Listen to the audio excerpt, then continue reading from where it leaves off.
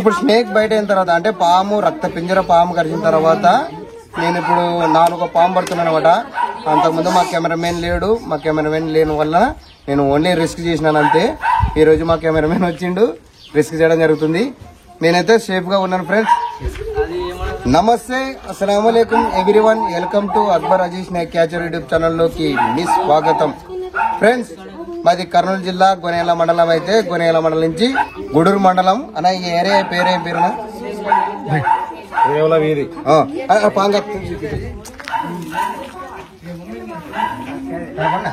కలకమరాల చెట్టు కింద బండ ఉందన్నమాట. బండ కింద పాము చూసినారు అన్నోళ్ళు. అయితే మనకి వెంటనే ఫోన్ చేయడం జరిగింది.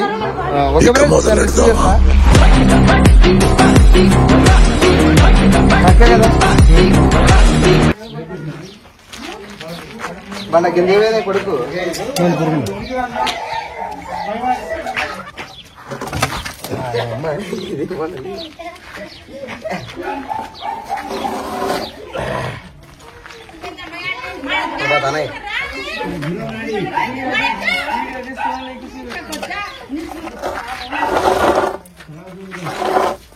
ఓ ఇక్కడక్కడ పోతుంది కదా ఇది. దాంట్లో నిగబెట్టు ఫస్ట్.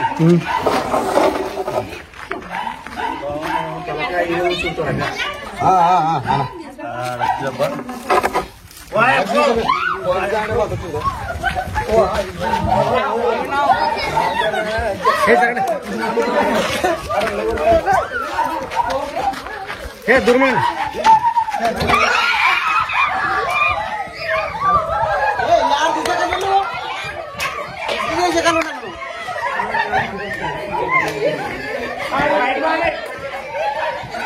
दूर में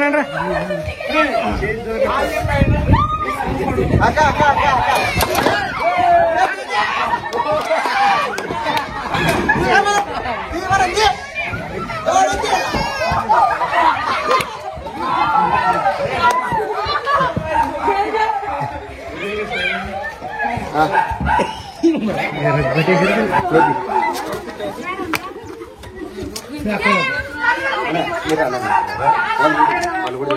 మీరు కరండి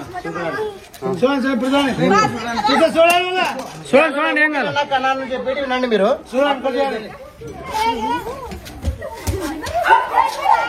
ఎక్కడ పోతావు?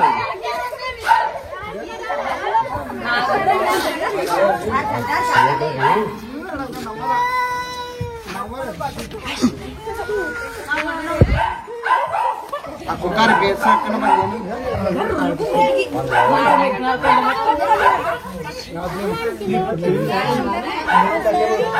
అక్క కదా పూసారా? కప్ప కప్ప అక్క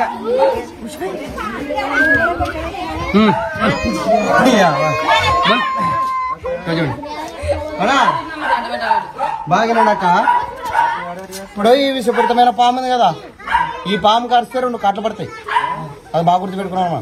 తర్వాత ఏమవుతుందంటే ఒక 10-15 నిమిషాలకి చెయ్యి వాపెక్కుతుంది.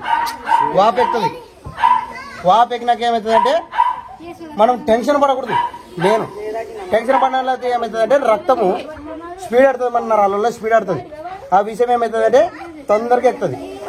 తొందరగా ఎక్కి మనకు ఫస్ట్ ఏమవుతుందంటే ఉడకొస్తుంది. పై ఎల్లా ఉడకొస్తుంది. పై ఎల్లా ఉడకొచ్చినాక ఏమవుతుంది, చిన్నగా మంచి బలం తగ్గుతుంది. మంచి వద్ద బలం పోతుంది. ఇంకా రంగరంగ ఏమవుతుంది అంటే చలి పెడుతుంది. చలి పెట్టి మనకి చిన్నగా మైకం అంటే మన తెలివితేటలు డౌన్ అవుతాయి.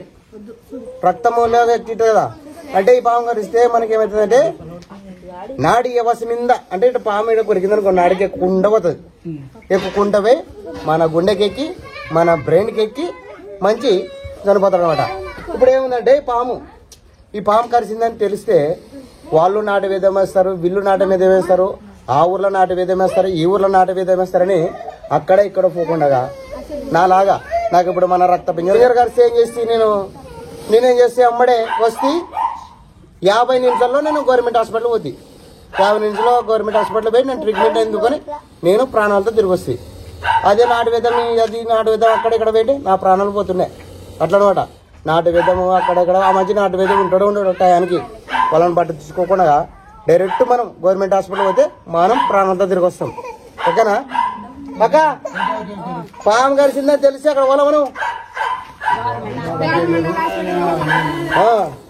అట్లా ఆడనాటు వేద్దాం నాటు వేద్దామని పోకుండా గవర్నమెంట్ హాస్పిటల్ పోతే మనం ప్రాణంతో తిరిగి వస్తాం.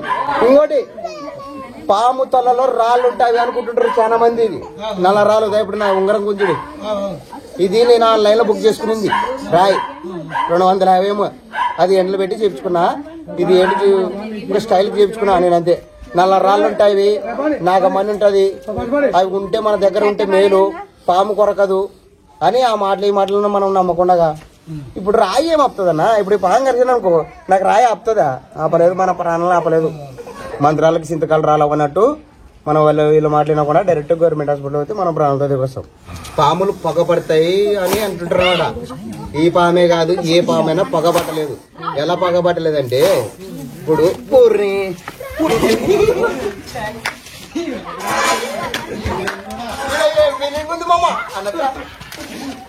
పాములు పగబట్టవు.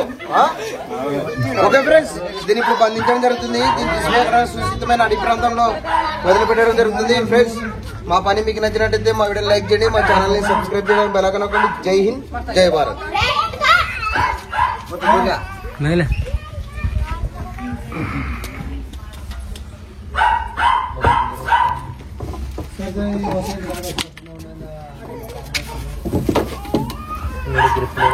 గ్రిప్ లేదు చూడు విశాల్.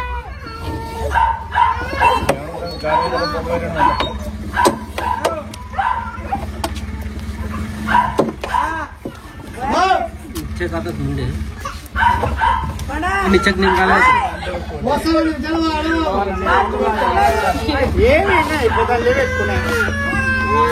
నిచ్చే తరపు రखे उठा नीचे गिरता ना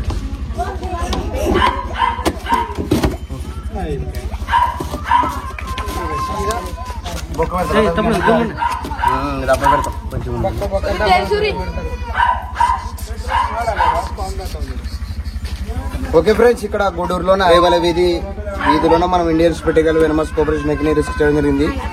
దీన్ని తీసుకుపోయి ఎక్కడ సురక్షితమైన అడవి ప్రాంతంలో వదిలేయడం జరుగుతుంది. ఫ్రెండ్స్, జై హింద్, జై భారత్. దూరం పడితే తమ్ముడే దూరం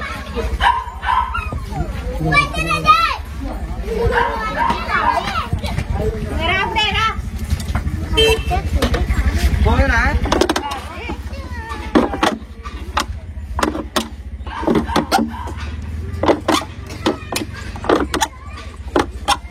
గాలాడాలన్నమాట. గాలాడుకుంటే పాము మరి ఊపిరి ఆడితే చచ్చిపోతాయి. 2-3 బుక్కలు ఆడమిట్టు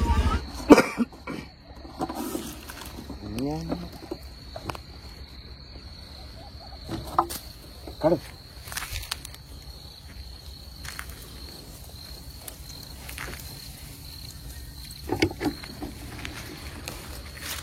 జై హింద్, జై భారత్.